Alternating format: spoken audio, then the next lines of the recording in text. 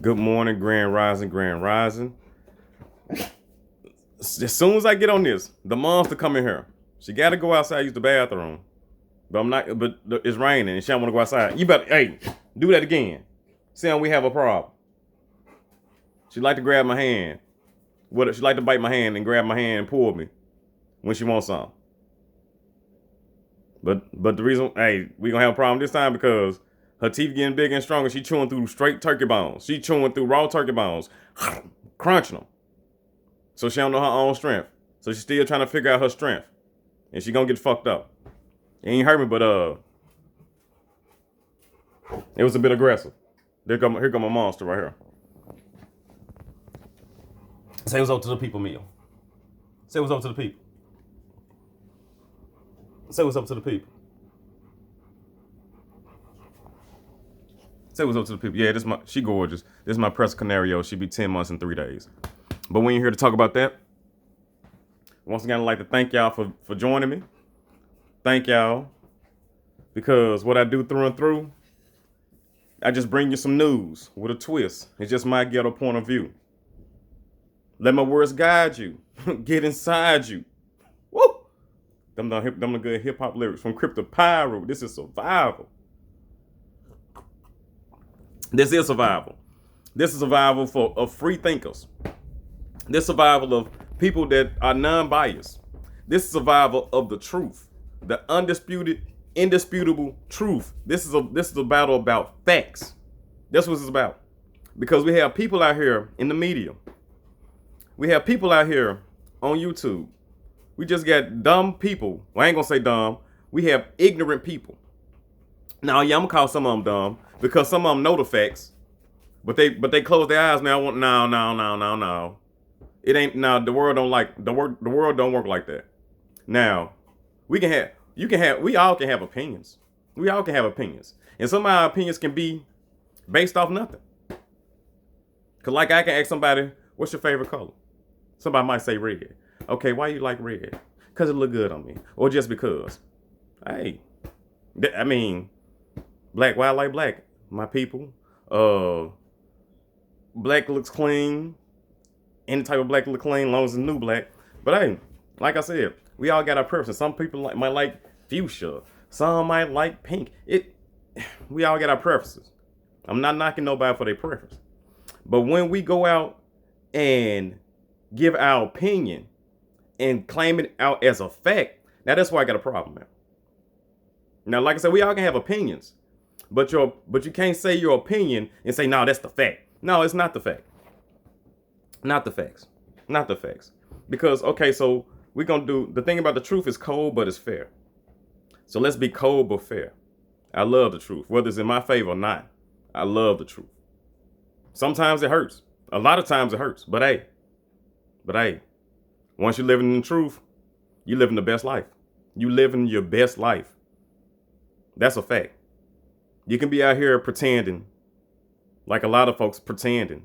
I got this. I do that. I'm in the street, blah, blah, blah, blah. Okay, whatever. But when it comes to the light that you ain't doing none of that, you're going to be very depressed because a lot of folks gonna get at your head and get at your neck. Talk to you sideways. But when you're living in your truth, whether you're in the streets or not, whether you doing this or not, whether you got a shack, 1-bedroom house, 2-bedroom house, it don't matter. It don't matter because you living in your truth and you living your best life in the truth. So let's talk about this truth. Speaking of truth, this is so fun. This I just off the top of the dome, none written down off the top of the dome. Even though I like to bring my research, this is off the top of the dome. We talking about the truth. In this case, it's a lie. Earl the True Spence. He ain't the truth, but I digress. Disclaimer. I think Earl Spence is a pretty good boxer. Good jab, great left hand, good to the body, strong.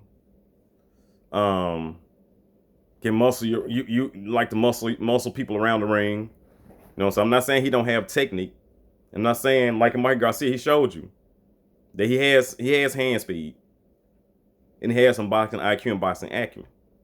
But even with that being said, Bud is faster than him. Bud's the better boxer. Bud throws combinations which Errol Spence doesn't do. Errol Spence doesn't have footwork. Bud has. So if I think they fight, Bud will box the ears off Errol Spence and he will stop him. That's what I think. That's my disclaimer. Okay? Now, my opinion, I'm not saying it's a fact, because if they get in the ring, anything happens. Spence can hit him, Spence can clip him, it can be out. Over. Bud can clip him, it can be over. Anything can happen once you get in that ring. But that's my opinion. And I can tell you why my opinion based on some facts. Because we saw the Shawn Porter fight where I'm not saying he stepped up his level of opposition, because Shawn Porter was the toughest fight. I don't care what you say. Mikey Garcia was an easy fight because he was a lightweight. Kell Brook, even though it was a tough fight for him, Kell Brook had a broken face. He fought Errol Spence not even 3 months after his broken face.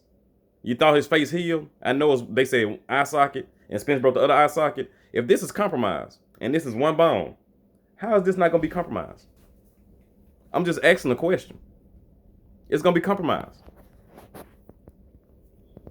And now, what I want to get to was that I saw this article on Boxing News. I don't know who it is. This writer, a lot of these writers are biased.